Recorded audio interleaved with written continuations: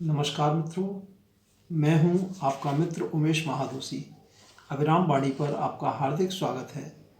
समकालीन लघु कथा प्रसारण के इस कार्यक्रम में प्रत्येक रविवार को एक या दो लघु कथाएँ शामिल की जाती हैं। इनमें प्रसारण हेतु सीधे प्राप्त लघु कथाओं के साथ हम अपनी अन्य योजनाओं में शामिल की गई कुछ लघु कथाओं का उपयोग करने का भी यथासंभव प्रयास करते हैं। लघु कथाकार मित्र अपनी लघु कथाएँ हमारे ईमेल पर भेज सकते हैं।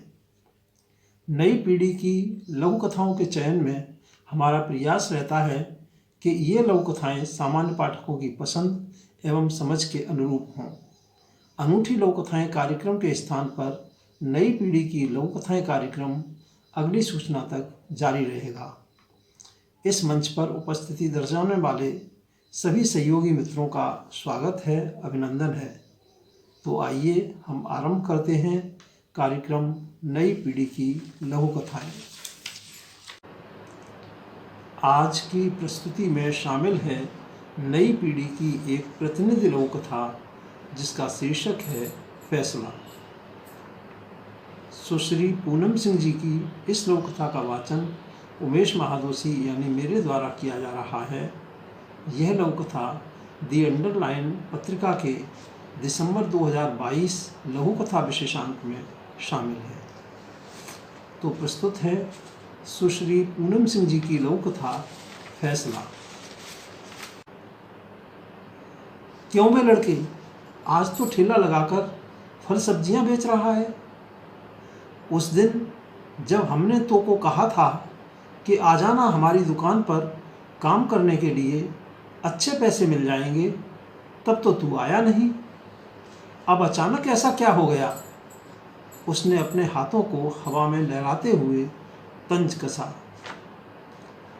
सर पर आग उगलता सूरज एक हाथ से शर्ट उठाए पसीना पोंछते और दूसरे हाथ से सब्जियों पर पानी के छींटे मारते हुए ही उसने जवाब दिया, माँ बीमार है, खोली का भाड़ा नहीं दिया था, इसलिए मकान मालिक ने ये ठेला का व्यवस्था कर सड़क पर खड़ा कर दिया।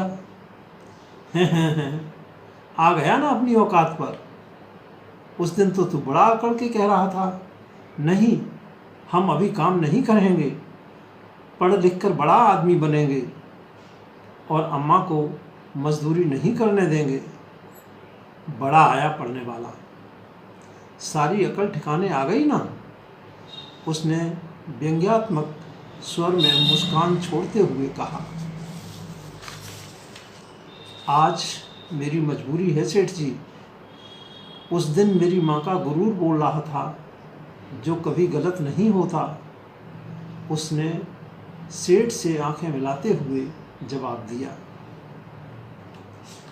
सुश्री पूनम सिंह जी की इस लघु कथा फैसला के साथ हम लेते हैं आपसे विदा। आगामी रविवार को फिर मिलेंगे।